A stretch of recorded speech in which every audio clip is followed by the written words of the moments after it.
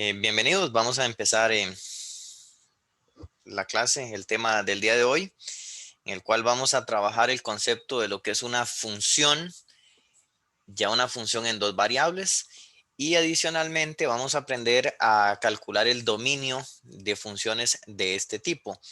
Esto viene siendo una generalización a los conceptos que uno aprende en una variable tanto en el colegio, como ustedes recordarán a nivel de secundaria, los ponían a sacar el dominio máximo de una función.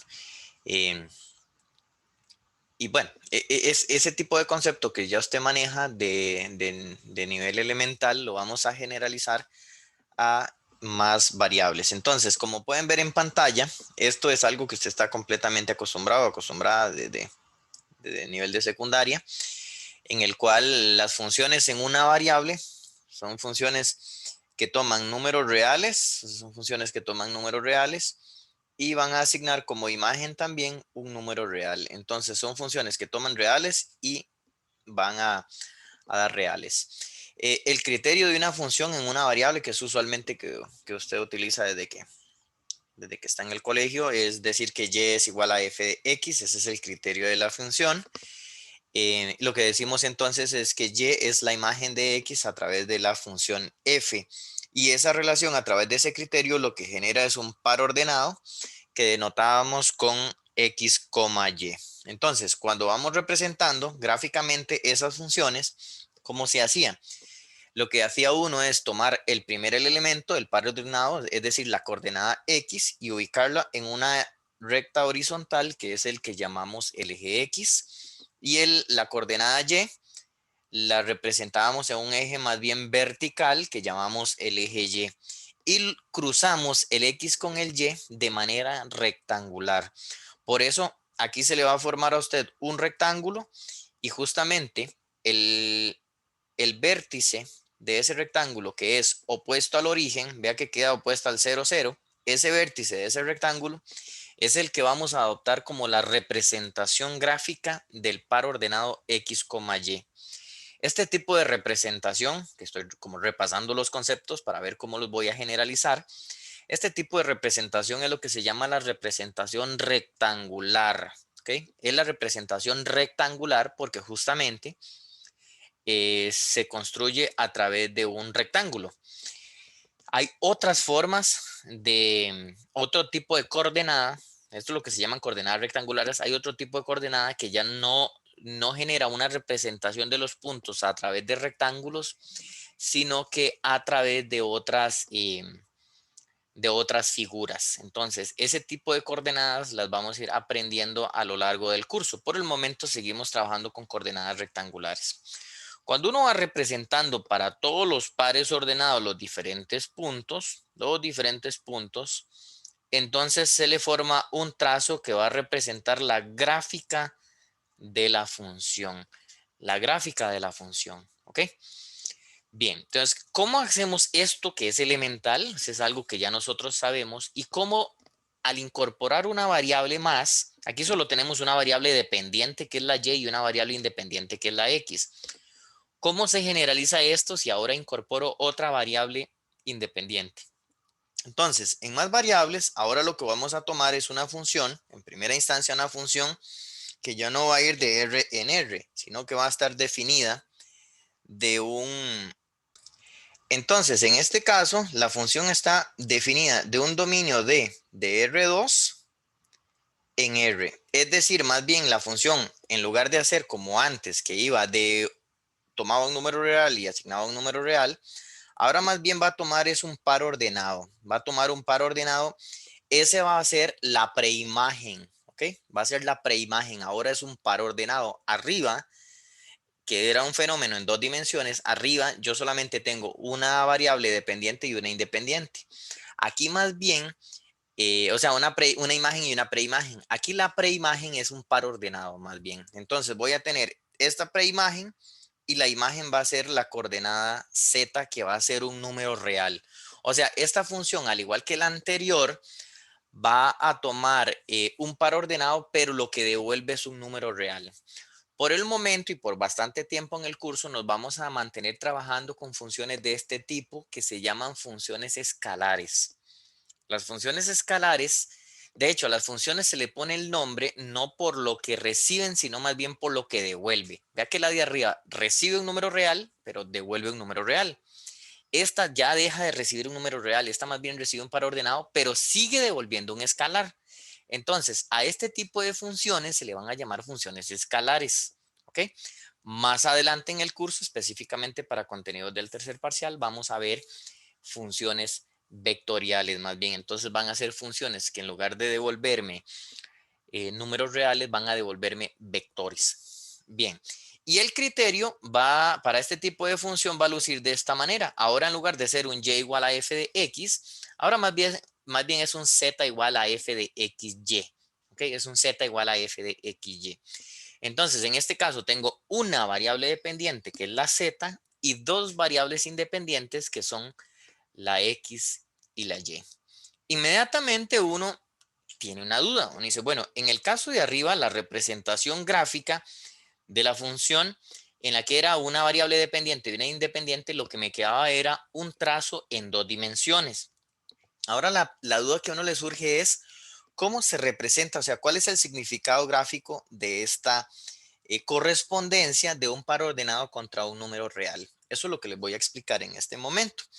Entonces, al haber incorporado una variable más, automáticamente necesitamos recurrir a lo que es el sistema tridimensional. El sistema tridimensional es una generalización del sistema bidimensional que tengo arriba, pero ahora hay que incorporar un nuevo eje, un nuevo eje. Entonces ahora vamos a tener tres ejes, el eje X, el eje Y y el eje Z. Y lo que usted está viendo en pantalla es la configuración usual en matemática, ¿ok? Acostúmbrese que esa es la configuración usual, la configuración estándar. Así es como se colocan los ejes. Como usted está acostumbrado desde colegio, que de manera horizontal se le coloque el eje X y de manera vertical se le coloque el eje Y. ¿Ok? Esa es la configuración estándar. Hago el comentario porque hay algunas ciencias, algunas ramas aplicadas, por ejemplo, como en electrónica, donde acostumbran colocar, cuando trabajan con los sistemas tridimensionales, acostumbran colocar aquí el eje X, aquí dejan el eje Y como es la posición estándar en dos dimensiones, y más bien el eje Z lo hacen en esta otra combinación. Eso no significa que esté mal, simplemente ese sistema a la derecha es una rotación del sistema de la izquierda. Lo que pasa es que, bueno, las rotaciones afectan eventualmente la forma en que uno visualiza la figura. O sea, no es lo mismo ver desde una perspectiva que ver desde otra. Entonces, les digo que para efectos de los cursos de matemática se acostumbren a esta configuración de los ejes, porque cuando usted se topa ciertos ejercicios, uno siempre asume que el estudiante le va a utilizar, es para analizar el ejercicio, le va a utilizar esa configuración de los ejes. Y entonces uno los ejercicios los prepara de tal manera que en esa configuración todo se vea bien, todo calce bien y cosas por el estilo. ¿Ok? Bien, estos tres ejes están dibujados en un medio plano. Vea que en este caso está dibujado en el medio plano que sería la tableta donde yo estoy escribiendo, ¿no? Pero a pesar de que eso es un medio plano, está simulando un sistema tridimensional con la característica entonces que aquí estoy simulando que tengo un ángulo recto, que sería como el ángulo recto que se forma entre el eje Y y el eje Z. Por acá tengo también otro ángulo recto en perspectiva. Ajá. Y luego tengo un tercer ángulo recto aquí. Entonces, si usted pone atención, lo que yo acabo de dibujar literalmente es como una especie de cajita rectangular. Así que esto sigue siendo un sistema de coordenadas rectangulares. Nada más que en este caso es un medio tridimensional. Estoy simulando la tridimensionalidad. Entonces, bueno, ¿cómo procede esto? Como le acabo de contar arriba, yo lo que estoy cruzando es un par ordenado contra un número real. Entonces, la imagen del par ordenado x, y contra la variable z. Entonces, la coordenada x se coloca en el eje x. Entonces, lo que uno hace es, eh, bueno, perdón, voy a hacer un comentario. Entonces, ¿qué es lo que voy a hacer? lo que voy a hacer es colocar en el eje X.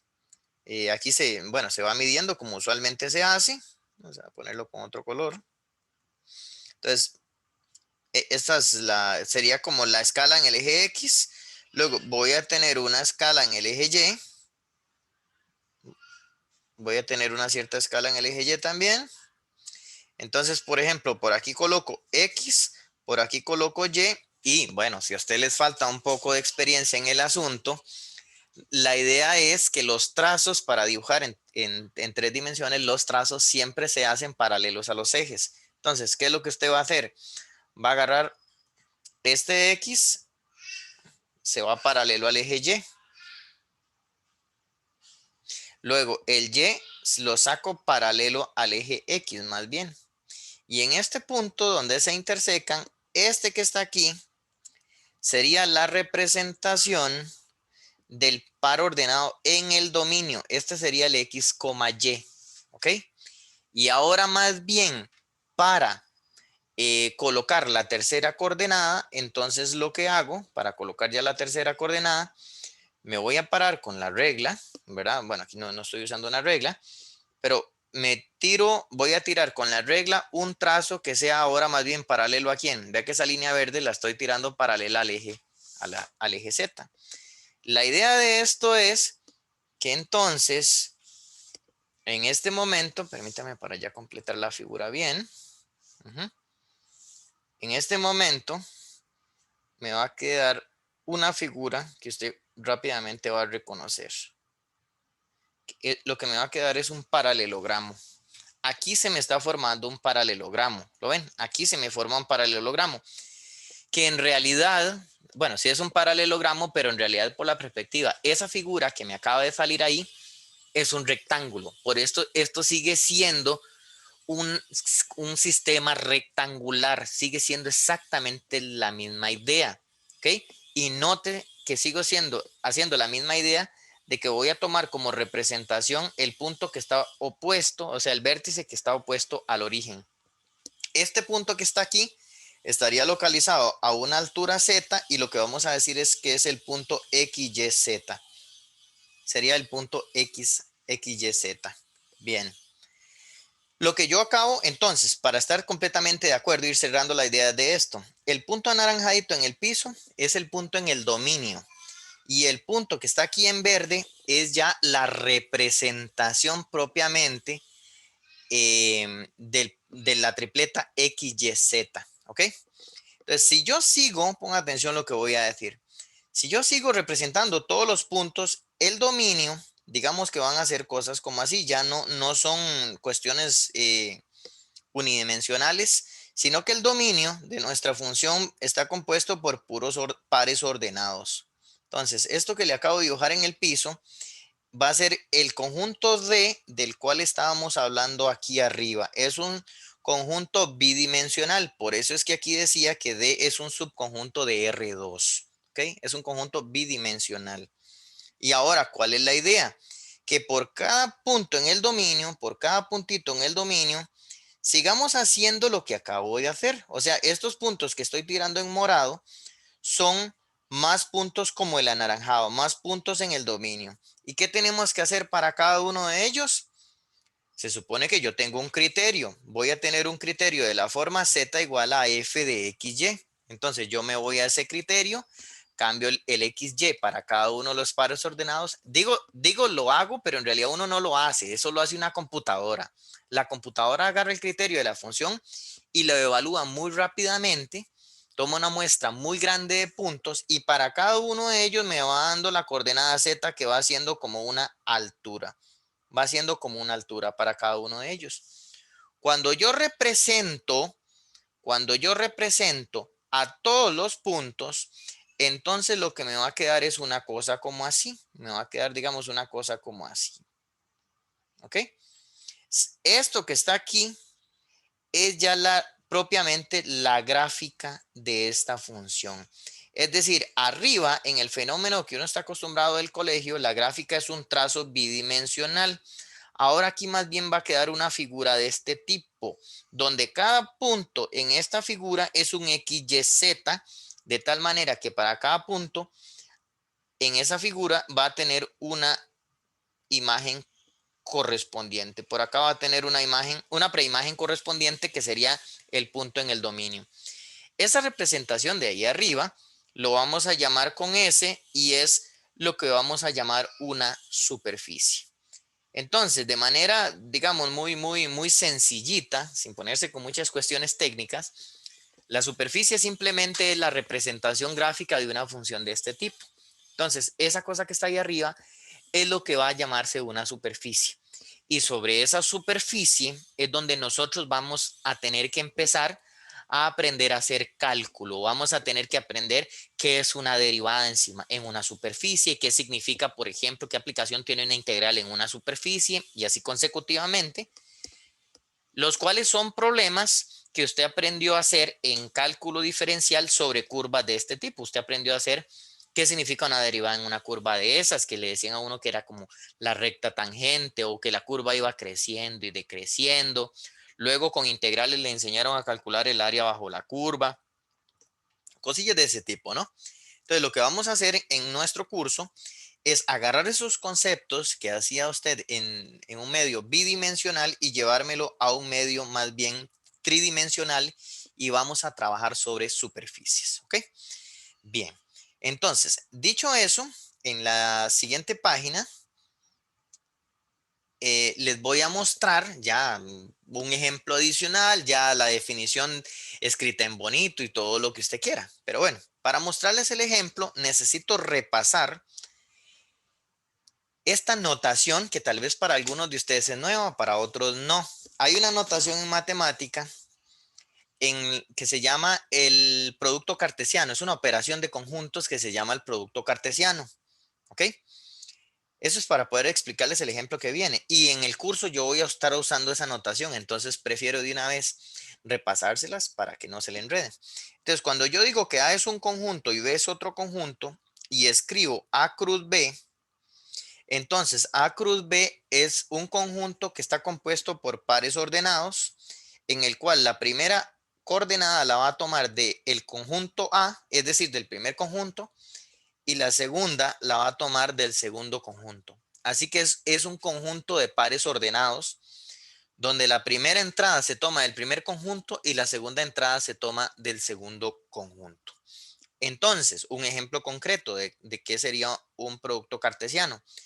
Si a mí me dicen que qué es el producto cartesiano del intervalo 0,1 con el intervalo 0,1, de acuerdo con la definición que les puse arriba, serían todos los pares ordenados que toman la coordenada X del primer conjunto, que sería de 0 a 1, y el segundo, la segunda entrada también en este caso sería del 0 a 1. Entonces, lo que le digo con eso, más fácil para usted entenderlo en un dibujo. Lo que le estoy diciendo es, dígame cuáles son todos los pares ordenados que toman el X de aquí, del intervalo de 0 a 1, ahí es donde estoy tomando el X. Y la Y la estoy tomando de acá. Entonces, la pregunta es, ¿cuáles son todos los pares ordenados que toman el X ahí en esa parte morada y el Y lo toman de esa parte verde? Entonces uno dice, profesor, eso está muy sencillo. Son todos los puntos que están como acá. Todos estos puntitos que están acá tienen el X entre 0 y 1 y tienen la Y entre 0 y 1. Más concretamente, no sé si están de acuerdo conmigo, pero más concretamente es un cuadrado. Es un cuadrado. Entonces, serían todos estos que están aquí adentro, todos, son los pares ordenados que toman el X de 0 a 1 y que toman la Y de 0 a 1. ¿Ok?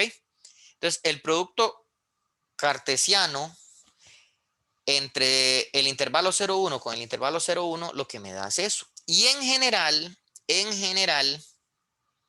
si usted tiene, vamos a generalizarlo un poquito por acá, la pregunta del millón es, ¿qué significan? Porque esta notación la voy a estar usando. ¿Qué significa entonces el producto cartesiano entre el intervalo AB con el intervalo CD? ¿Ves? Entonces, ¿qué significa eso? Se lo acabo de decir. La respuesta a eso es que ese producto cruz son todos los X, Y en R2, que toman el X en el intervalo de A a B y toman la Y en el intervalo de C a D. Y si eso lo represento gráficamente, significa que estaría tomando el X, aquí está una A, aquí está la B, eso es en el eje X. En el eje Y por aquí estaría la C y por aquí está la D.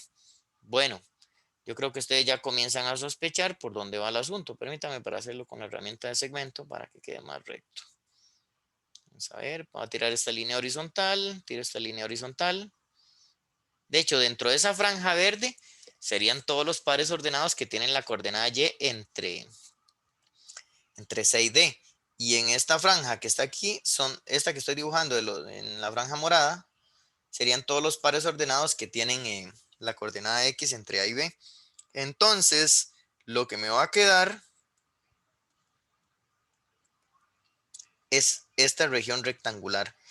Entonces, resumen, queda el producto cruz de dos intervalos. El producto cruz de dos intervalos lo que da es un rectángulo. ¿Okay? Es un rectángulo. Entonces, es muy común que uno a lo largo en matemática esté usando esa notación del producto cruz y que use mucho el producto cruz de rectángulos. Entonces, mejor de una vez le cuento que cuando vea ese producto cruz, lo que le estoy diciendo es un rectángulo que en el eje X tiene el lado de A a B y que en el eje Y es de C a D. Esta es la región, digamos, si esto es R, entonces el conjunto de arriba es R, es la región, ¿no? R es región. Bueno, dicho eso, todo esto que acabo de decir es un comentario completamente entre paréntesis, un comentario entre paréntesis. Voy a ir otra vez a concretizar. Dimos entonces la definición de una función de dos variables. Dijimos que la función de dos variables va a ir de R2 en R, donde el dominio va a ser un subconjunto de R2 y que asigna a cada par ordenado un único número real que vamos a denotar f de x, y. Y ya propiamente al criterio se le escribe z igual a f de xy. ¿Ok? Y la superficie es la representación gráfica de esa relación funcional del par ordenado x, y con la coordenada z. Entonces ya, como esto no es nuevo, ya lo había dicho, nada más es para que la definición quedara ahí en bonito. Entonces, vamos con un ejemplo concreto, ¿ves? Que está resuelto, ¿verdad? Ya ahorita nos vamos a centrar en ejemplos que vamos a resolver nosotros a mano completamente, pero por el momento estamos repasando el concepto nada más. Por ejemplo, aquí me están diciendo, tome la superficie, z igual a coseno de esa cosa, x a la 2 medios más y a la 2 medios, más 2. En el dominio, ven, porque es que quise hacerle la explicación sobre el producto cartesiano, era para que en este momento no se me confundan o en cualquier ejemplo de aquí en adelante en el curso en el que use esa notación, que no se me confunda. Entonces, esto que está aquí, lo que quiere decir es que es un rectángulo, que en el eje X tiene el lado de 0 a 1 y en el eje Y de 0 a 1. De hecho, si prestas atención, justamente este que está aquí es el 1 en el eje X y aquí es el 1 en el eje Y. Entonces, esto que usted está viendo aquí en el piso, lo podemos resaltar, esto que está viendo usted es el dominio de esa superficie, que es justamente un cuadrado. Claro, están un poco alteradas las escalas, por eso es que no se ve tan cuadrado el asunto, ¿verdad? Se ve se ve como rectangular, pero es una cuestión de escalamiento, como usted me parece que lo ve muy claro. Vea que de aquí a aquí están diciendo que esto es una unidad y que de aquí a aquí también es una unidad. Lo ven que es que están usando por una cuestión de perspectiva, están usando una escala diferente en los dos ejes. Por eso es que ese cuadrado no se ve tan cuadrado, pero en realidad sí lo es. ¿Ok? Entonces, bueno, esto que está aquí en el piso, esto que está en el piso, es el dominio de esa superficie. Este que está aquí es el conjunto 0,1 cruz 0,1. Ok. ¿Y qué es lo que está haciendo la computadora? Vea, la idea, usted no va a tener que estar dibujando superficies así generales a mano. Hay ciertas superficies elementales que yo sí le voy a enseñar a dibujar a mano porque tenés que tener un dominio instrumental de ellas. O sea, hay ciertas cosas que usted tiene que saber hacer a mano. Por ejemplo, en 2 dimensiones no es que usted sabe dibujar la función que usted quiera, que se la tiren encima y usted sabe dibujarla. Eso es falso. Nadie sabe hacer eso en el mundo. Pero si yo le doy a usted una función lineal y le digo en 2 dimensiones que la grafique, usted no me va a decir que usted no sabe. ¿Ves? Hay ciertas funciones o una cuadrática. Hay ciertas funciones elementales que tienen una importancia instrumental que uno tiene que saber dibujar a mano. Lo mismo pasa con las superficies. Hay ciertas superficies instrumentales que son importantes conocer a mano. Y para todas las demás existe la computadora. ¿Ok? Entonces, lo que usted está viendo en pantalla en este momento es la fiel idea de lo que hace una computadora. ¿Qué es lo que hace la computadora? Hace un muestreo rápido de puntos en el dominio. Se supone que uno debería evaluar los infinitos puntos, ¿verdad? Pero lo que hace la computadora es tomar una cantidad considerablemente grande, de tal manera que son tantos puntos que a usted le da la impresión como que ya dibujó todos, pero es que son infinitos. Nadie puede hacer infinitos puntos, ni tampoco una computadora, ¿verdad? Todo es finito. En la práctica todo termina siendo finito. Entonces, bueno, ¿qué es lo que hace la computadora? Agarra los diferentes pares ordenados, todos los que están en el piso, y los evalúa aquí. Va cambiando la X y la Y. Y a la hora de ir sustituyendo el X, Y ahí, averigua el Z. Y ese Z entonces viene y lo va colocando aquí. Son las alturas y las alturas y las alturas. Por lo tanto, todos estos puntos que usted está viendo en verde son las representaciones luego de haber dibujado la altura Z para cada uno de los puntos en el dominio. Y cuando ya se va haciendo eso, uno va viendo como la forma que va teniendo la superficie. Entonces va quedando una cosa como así.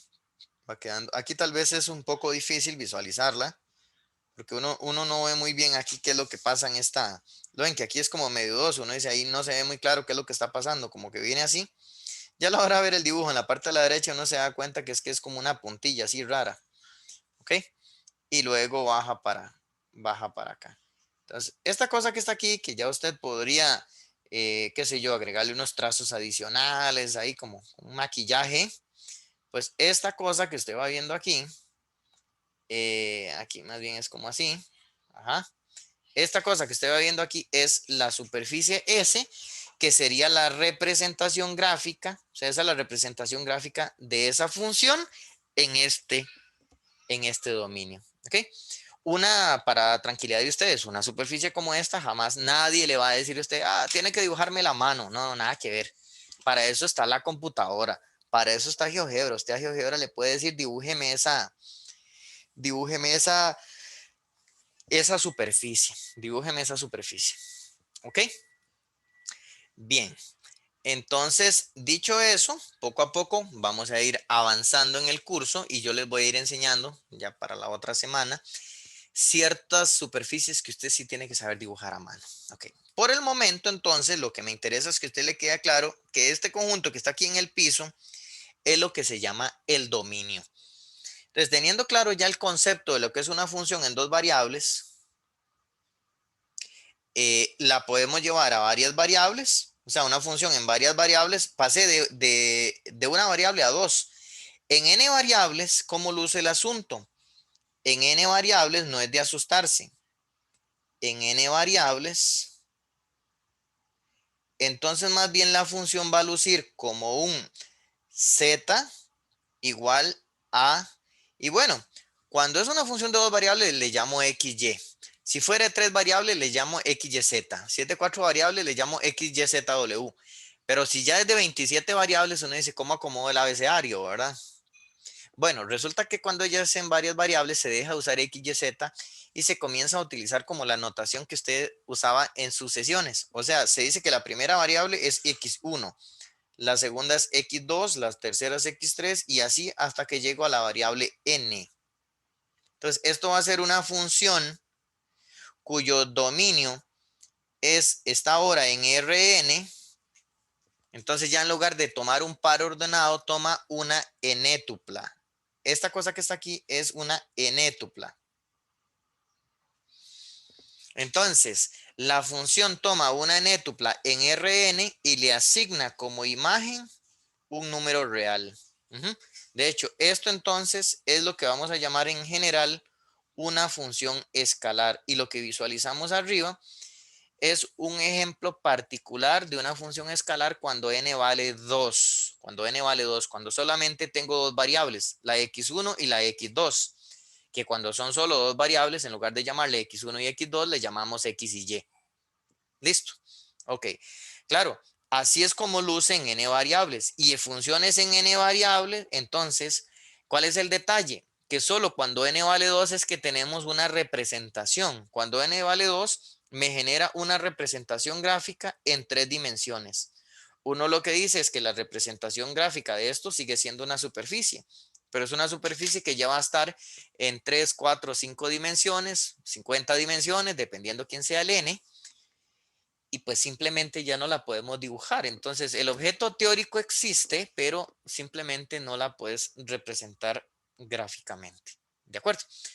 Entonces, la idea de un curso como este es aprender a hacer cálculo sobre funciones de este tipo. Esto es lo que se dice que son funciones en Rn. Estas son funciones en Rn. Son funciones reales. Son funciones reales en Rn. ¿Ok? Entonces, nosotros tenemos que ver qué significa, por ejemplo, tomar una derivada para una función de este tipo y cosas por el estilo.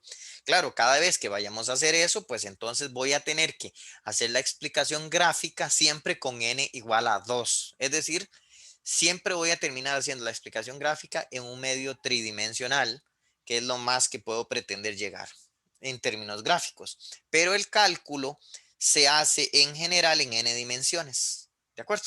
Lo que son las derivadas, las integrales, todo eso se hace en general en n dimensiones. Por eso es que este curso es un curso en varias variables, pero uno tiende a enfocarse mucho a dos variables nada más porque es donde tiene la oportunidad de hacer explicaciones gráficas. Bien, pues, ¿qué es lo que vamos a hacer ahora?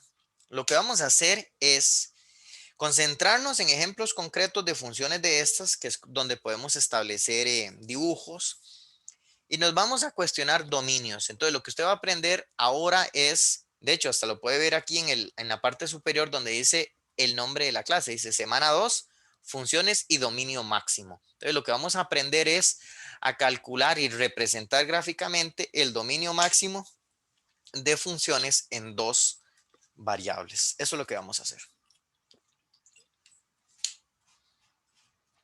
Ok, entonces, tenemos ejemplos concretos. Por ejemplo, vea esa de ahí, dice, determine el dominio máximo de las siguientes funciones. Es decir, aquí hay 4 ejercicios. Determinar el dominio máximo de esas funciones. La primera, esto lo que significa entonces es que esto es una función z igual al logaritmo natural de x menos y.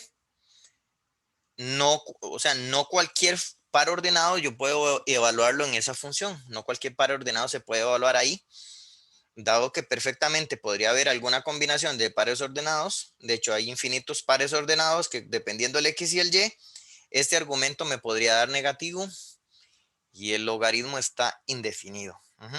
Que quede claro, que quede claro, un comentario que voy a hacer, que quede claro que estamos trabajando con funciones reales en Rn. ¿Eso qué quiere decir?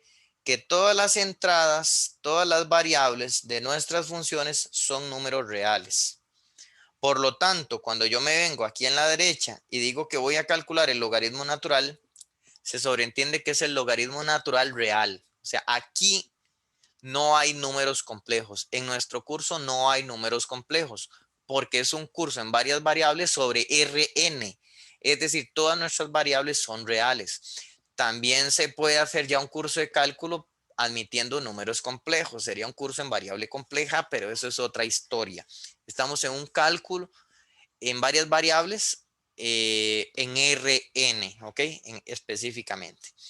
Entonces, les decía que nuestros pares ordenados tienen que provocar en todo momento que el x menos y tiene que ser necesariamente, por ejemplo, para una función como esa, necesariamente tiene que ser mayor que 0. Entonces, si yo para esta primera función f le digo que me escriba el dominio de f, ese d sub f sería el dominio de f, usted lo va a escribir de esta manera. serían los pares ordenados en R2, porque estoy en R2, ¿verdad? Los pares ordenados en R2, solo hay dos variables independientes que son la X y la Y. Entonces, los pares ordenados en R2, tales que el X menos Y, que es el argumento del logaritmo, tiene que ser estrictamente mayor que cero.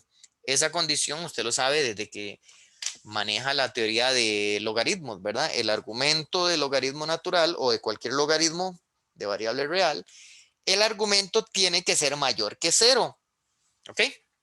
El argumento tiene que ser mayor que cero. Entonces vamos a comenzar a aplicar las mismas reglas que usted aplica desde nivel de secundaria. Es decir, hay que cuidarse que el argumento de un logaritmo sea mayor que cero, que si yo tengo una raíz cuadrada o una raíz de índice 4, una raíz de índice par, el argumento tiene que ser mayor o igual que cero. Pero si la raíz está en un denominador, hay que procurar que no dé cero. Si es un denominador, hay que cuidar que no dé cero. O sea, todas esas reglas que usted sabe que tiene que ver con dominio máximo, las voy a aplicar aquí, son idénticas. ¿Por qué? Tiene todo el sentido. Es que al fin y al cabo yo estoy trabajando con variables reales. Por lo tanto, siguen las mismas restricciones que usted sabe desde hace mucho. Ok, esto que está aquí sería la representación a través de un conjunto del dominio. ¿Ok? A través de un conjunto. ¿Qué es lo que yo quiero ahora? Y es parte de lo que usted tiene que saber hacer hoy. Usted tiene que saber dos cosas. Tiene que saber representar el dominio a través de un conjunto. De hecho, esas representaciones estoy seguro que para usted va a ser muy fácil porque le va a sonar como muy matemática elemental. Por ejemplo, si yo me paso a la segunda, que se llama G, note que es la raíz cuadrada de una expresión y uno siempre tiene que cuidar que la raíz cuadrada sea, el argumento, perdón, sea mayor o igual que cero. Entonces, ¿cómo sería el dominio de G?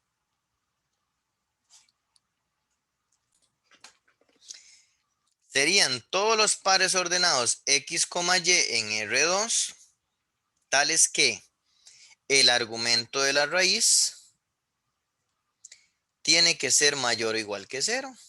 ¿Ves? Porque el argumento de una raíz cuadrada siempre tiene que ser mayor o igual que cero. Y si esta raíz hubiera estado en el denominador, o sea, como que hubiera sido la función de esta manera, 1 entre x a la 2 más y a la 2 menos 4.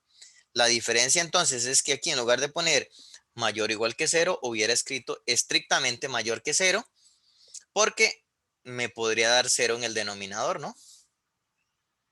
Me daría cero en el denominador. Bien. Entonces, borro aquí, borro aquí. Esta otra. Entonces, representar con conjuntos es muy fácil. Vea, el dominio de H serían todos los X, Y en R2, tales que el denominador tiene que ser necesariamente diferente de cero. Eso es todo. Denominador tiene que ser diferente de cero. Y uno ya se va como acostumbrando. ¿Ves? Esta última. ¿Quién es el dominio de K? El dominio de K serían todos los X, Y en R2, tales que X menos Y más 1 tiene que ser mayor o igual que cero. Y usted me puede decir ahí un momento. Observe que aquí, además del fenómeno de la raíz, también hay un denominador. Entonces hay una condición adicional. Pongo y, ese es el y en matemática, y el denominador ser diferente de cero. Entonces, como usted puede ver, representar a través de conjuntos el dominio de una función es muy sencillo porque es algo que uno ya técnicamente tiene un conocimiento que le respalda. Entonces, hacer esto es muy fácil. ¿Ok? Ahora, porque podría ser que usted diga aquí, sinceramente es muy poco lo que veo nuevo. En realidad es idéntico a lo que ya yo sé sobre dominio máximo. Y tiene toda la razón. El detalle es que aquí vienen las cosillas nuevas que tengo que enseñarles. El detalle es que si a mí me piden que dibuje estos dominios, o sea, que cuente gráficamente cómo lucen esos conjuntos, la pregunta del millón es si yo estoy en capacidad de representarlos o no. Entonces, lo que vamos a hacer es tomar este primer conjunto, vamos a tomar ese primer conjunto, lo vamos a pegar aquí abajo. esa es de la primera función. Y lo que vamos a tratar de analizar es ese primer conjunto. Si a mí me piden que lo represente gráficamente, ¿quién es? ¿Quiénes son? Por cierto, aquí tengo en la parte de la derecha el sistema tridimensional y aquí en la izquierda tengo el sistema bidimensional. Dice, ¿para qué los tiene juntos? Por el siguiente motivo. Ya ustedes saben que cuando a mí me dicen que una función de dos variables le dibuje el dominio está aquí en el piso. Aquí está el dominio D. Y aquí arriba está la superficie. Aquí es la superficie. Ok, en este momento a mí lo que me están pidiendo no es a dibujar la superficie. Lo que me están diciendo es que dibuje el dominio. Es decir, mis dibujos deberían estar en el piso. Ujú. Pero el piso es este mismo fulano que está aquí, visto desde arriba, ¿no? O sea, este que está aquí es, ponga atención a lo que voy a decir, este es el plano XY, suponiendo que el eje Z está exactamente aquí, de tal manera que lo estamos viendo desde arriba. Al verlo desde arriba, usted el eje es como si lo hubiera aplastado, o sea, como si usted hubiera colocado, como si, ponga atención en la parte de la derecha, es como si usted colocara una cámara aquí donde estoy haciendo el punto rojo y le digo ve hacia abajo. Si yo esa cámara la pongo a ver hacia abajo, lo que va a hacer es que este eje se va a aplastar en este punto, eso es lo que vas a ver. Es como si yo aplastara el eje contra el piso. Entonces lo que me va a quedar es un punto. En resumidas cuentas, lo que le quiero decir con todo esto es que este es el sistema tridimensional, el dominio debería estar aquí en el piso, aquí es donde vamos a dibujar, pero nos podemos apoyar en el sistema de la izquierda, que es el mismo piso, pero visto como desde arriba, visto desde otra perspectiva. Eso es todo. Entonces, uno dice, bueno, está bien. ¿Cómo se representa un conjunto como este? Bueno, para representar conjuntos como este, usted tiene que tener un dominio instrumental muy adecuado de... tiene que saber de manera obligatoria dibujar rectas, tiene que saber dibujar parábolas, elipses, hipérbolas, cualquiera de esta cosa de las cónicas, usted tiene que saberla dominar, o sea, tiene que conocerlo bien porque a partir de ellas es que vamos a hacer los dibujos. Entonces, pongan atención aquí, les voy a contar. Yo lo que voy a dibujar son todos los puntos en el plano que cumplen que x menos y sea mayor que cero. Entonces, la pregunta es cómo se dibujan las desigualdades, porque esto ya no es una igualdad, es una desigualdad. ¿Ok? Las desigualdades son conjuntos, normalmente en este tipo son conjuntos bidimensionales. Entonces, como nosotros no sabemos dibujar propiamente el conjunto de la desigualdad, lo que vamos a hacer es dibujar como los límites de esas regiones que están representando esas desigualdades. Entonces, aunque a mí me pongan a dibujar esto, yo lo que voy a pensar es en la igualdad x menos y igual a cero. O sea, siempre se razona a través de una igualdad. La igualdad me va a permitir llegar a dibujar la desigualdad y le voy a utilizar una analogía. Piénselo desde este punto de vista, piénselo así. Piense como si esto fuera una gran finca. Como si esto fuera una gran finca. Y aquí tienes una cierta región. Digamos que puede ser una región, no sé, como ahí. Una cierta región. Vamos a hacerla en otro color. Una cierta región. Entonces, ponga mucha atención lo que le voy a decir. Los puntos que están exactamente, digamos que este es como el pedazo de lote que a usted le van a vender de esa finca, esa que dibujé en morado, a usted le van a vender ese pedazo de lote. Entonces, cuando estás exactamente en el borde de la propiedad que usted está comprando, aquí se cumple la igualdad. Igual hay una igualdad, qué sé yo, como que si yo le diga a usted que una expresión f es igual a g, ¿ok? Exactamente en el borde se da la igualdad. Dentro de la región y fuera de la región se dan las desigualdades. Entonces, si afuera es f mayor que g, adentro es f menor que g. Es lo opuesto. Y en el borde es la igualdad. Si adentro más bien se diera F mayor que G, entonces afuera sería menor. Entonces, ¿qué es lo que yo voy a hacer? ¿Cómo es que representamos? Esta estrategia es la que vamos a seguir para hacer los dibujos. Entonces, ¿cómo hago yo para representar la desigualdad? Primero, voy a representarla con un igual, ¿ok? Si la desigualdad que yo estoy tratando de dibujar es estricta, como aquí, que es x menos y mayor que 0, entonces el borde, este borde, lo vamos a representar más bien, vamos a tratar de borrarlo. Lo vamos a tratar de, no, borré mucho. Vamos a ver ahí. Lo vamos a tratar de representar a través de una línea discontinua. ¿Por qué? Una línea discontinua. El borde va a ir con una línea discontinua. ¿Por qué es eso así? Porque resulta que si la desigualdad dice mayor estricto, lo que me está diciendo es no se vale que separen el borde. Y no valer pararse en el borde significa que el borde no forma parte del dominio. Por eso es que lo vamos a representar de manera discontinua, ¿ok? Con una línea discontinua. Si aquí dijera mayor o igual que 0, entonces ahora la línea, el borde, sí forma parte del dominio y por lo tanto se representa con una línea más bien continua. Esa es la forma de darme cuenta, ¿ok? Por esa explicación es que yo en lugar de dibujar la desigualdad, yo dibujo la igualdad y luego tomo la decisión. Si a mí lo que me interesa es, sigo aquí, digamos, si lo que me interesa es lo que está adentro o fuera de esa línea continua o discontinua, dependiendo del tipo de desigualdad que yo tenga. Vamos al ejemplo concreto, esto lo voy a borrar porque es una intuición.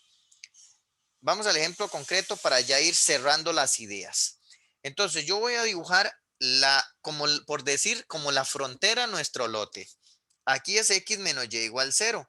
Por lo tanto, dibujar x menos y igual 0 es lo mismo que x igual y. Y x igual y, entonces x igual y en dos dimensiones es la recta identidad, ¿verdad? Es esta recta que voy a tratar de tirar con la herramienta de segmento para que me quede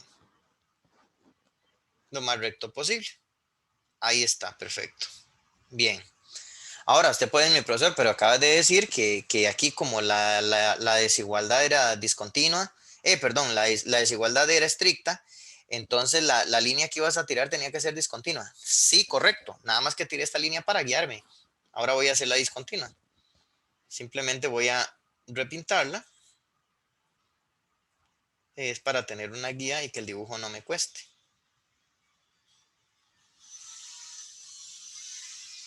Y ahora pues nada más la borramos y ya nos queda ahí. Entonces, evidentemente esta línea discontinua sigue y esta línea discontinua sigue para acá. Entonces, lo que le quiero decir a usted, con lo que le expliqué hace ratos, con lo de la finca de abajo, la analogía, es que en esta región de acá se da, si en esa región se da el menor, entonces en la región de este lado se daría el mayor, o viceversa, si aquí se da el menor, entonces el de aquí sería el opuesto, que sería el mayor. ¿Cómo me doy cuenta de eso? Porque uno puede decir, no, profesor, yo sigo con la duda. Lo que usted quiere dibujar es x menos y mayor que 0. Entonces, lo que vas a hacer es lo siguiente. Agarre un punto en cualquiera de las dos regiones. O sea, es decir, tome aquí o tome aquí. O sea, lo que yo acabo de hacer es trazar la curva, que en este caso es una recta, que me separa las regiones donde sucede el mayor con las regiones donde pasa el menor. Entonces, tomemos un punto en cualquiera de las dos, el que usted quiera. Por ejemplo, me voy a parar en este punto, que es el 2, menos 1. Si ese punto yo lo voy a tomar y lo voy a evaluar aquí en la desigualdad, lo evalúo ahí, cambio la x por 2 y la y por menos 1 y me pregunto qué pasó, ¿se cumplió o no? Y me dice, sí, profesor, si yo cambio la x por 2, si yo cambio la x por 2 y la y por menos 1, me quedaría 3 mayor que 0. Es decir, si se cumple el mayor. ¿Ok? Permítame porque aquí borré. Son todos los X, Y en R2. Ok. Entonces, este punto cumple con el mayor. Al cumplir con el mayor, lo que quiere decir entonces es que estoy en la región del plano donde se cumple el mayor, todo lo de este lado. Entonces, lo que uno toma es como un punto muestra. Y si ese punto muestra cumple con la desigualdad pedida, entonces automáticamente quiere decir que todos los puntos que están a ese lado eran los puntos del dominio que yo ando buscando. Si yo más bien, por ejemplo, ya no hace falta hacerlo, porque ya les dije que si en este lado se cumplía el mayor, es decir, a este lado me está pasando el X menos Y mayor que cero, que era lo de interés. Entonces yo tengo certeza que al otro lado más bien X menos Y me va a quedar menor que cero. Y no es lo que yo quiero. Lo puedes verificar con algún punto. Por ejemplo, qué sé yo, si yo tomo un punto como el menos 1, 1 y evalúo el menos 1, 1 aquí, nótese que evaluar ahí la X por menos 1 y la Y por 1 me da menos 2. Y menos 2 no es mayor que 0, es menor que 0, porque más bien en esa región es donde se da el menor. ¿Y cuál es la región que me interesa? La que me está interesando es la de este lado. No, esa es la que no me interesa más bien, porque ahí el X menos Y más bien es negativo. Entonces, aunque esta explicación que estoy haciendo la voy a reforzar con más ejemplos. ¿Ok? Pero lo que entonces en concreto, ¿cómo vamos a dibujar las desigualdades? Lo que hacemos es que representamos la curva frontera y luego probando de esta manera con ciertos puntos muestra, probamos cuál de las regiones es la que a mí me interesa, si la que está a un lado o al otro, la que está adentro, la que está afuera y así consecutivamente. En resumido, entonces, en resumen, esta parte que está aquí sería el dominio de la superficie. Como pueden notar, voy a reforzar la explicación un poquito más. Aquí está el eje X positivo, aquí está el eje Y positivo. Voy a tratar de llevarme esta explicación al sistema tridimensional. En el sistema tridimensional, aquí está el eje X positivo y aquí está el eje Y positivo. Como usted puede notar, véalo aquí en la izquierda. Este es el 1, 1, aquí está el 2, 2 y así.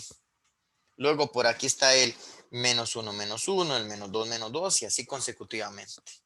Si yo me voy al sistema tridimensional, este es el 1, 1, este es el 2, 2, este es el 3, 3. ¿Ok? Entonces, si yo trato de dibujar esta recta en el sistema tridimensional, por la perspectiva, esa recta luce como así. Ahí está en el sistema tridimensional. Y bueno, evidentemente, sigue también para la parte de atrás. Esa es la parte de atrás, que me quedó media torcidilla.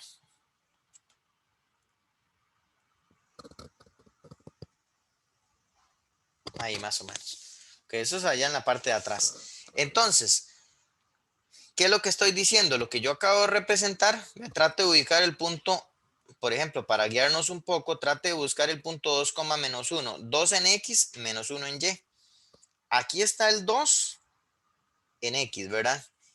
Y como esta es la dirección positiva del eje Y, esta es la Y más, entonces la Y menos es para el otro lado. Significa que el menos 1 en Y está más o menos como por acá. Entonces, el puntito ese es un puntito que me queda aquí en el piso, me queda aproximadamente por acá. Entonces, ¿qué quiere decir? Que la región del dominio, esto es en el piso, ¿verdad? Es esta región de este lado, completamente, es la región que está a este lado. ¿Ves? Ese es el dominio.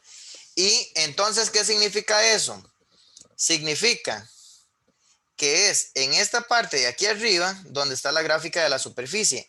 A este otro lado no hay superficie. ¿Ok? De hecho, para ir un poquito más, yo quiero que vean lo siguiente. Le voy a compartir la pantalla de mi portátil para que vean el dibujo de esto que les acabo de enseñar en GeoGebra propiamente. O sea, lo que voy a hacer es graficar en GeoGebra la superficie, y en este caso la superficie es esta, es z igual al logaritmo de x menos y, ¿verdad? Para que ustedes vean la idea, es z igual al logaritmo de x menos y. No hay que saberse la gráfica de esa superficie de memoria. Es simplemente entender que cuando usted dibuja el dominio, o sea, entender claramente qué significa este conjunto o qué es este mismo de aquí, qué es lo que significa. Entonces vamos a ir a GeoGebra en este momento. Vamos a compartir la pantalla. Ok, ya está compartiendo. Vamos a quitar esos cuadros negros que le sale a usted. Y listo. Entonces, aquí tenemos el sistema tridimensional, ¿verdad? Tenemos el sistema tridimensional. Y por aquí ya yo para que estuviera bien bonita, ya la dibujé, ¿ves? ¿Ves? La voy a marcar para que se muestre. Z igual a logaritmo de X menos Y. Vea, Z igual a logaritmo de X menos Y es esa superficie. Esa superficie. Si esa superficie yo la veo desde arriba, es que esa es la ventaja de la computadora, que yo puedo hacer las rotaciones. Si yo la veo desde arriba, la voy a colocar en la posición que uno está acostumbrado a ver los ejes, vea, como en el colegio, vea. Le estoy colocando los ejes como en el colegio. Véalo desde arriba, voy a levantarlo y me voy a poner el eje Z como apuntándome la cara. Véalo ahí exactamente. ¿Ok? Vea lo que está pasando.